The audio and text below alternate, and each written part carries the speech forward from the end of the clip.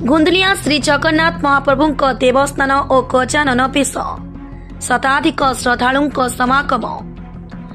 बौद्ध जिला बौद्ध ब्लॉक गुंदलिया स्थित श्री जगन्नाथ मंदिर में शनिवार दिन स्नान पूर्णिमा तिथि महाप्रभु जगन्नाथ बलभद्र सुभद्रा और सुदर्शन स्नान विधि अनुष्ठित हो जाइछि।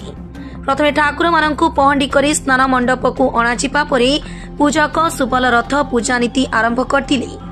यापर अन्य पूजक चिकुन पुरोहित शाश्वत पुरोहित समेत समस्त पूजक माने 108 ढाल सुबासित जल ठाकुर मानकु स्नान कराजिबा परे श्री जगन्नाथ और बलभद्र को हाथी बेश कराजिथिला।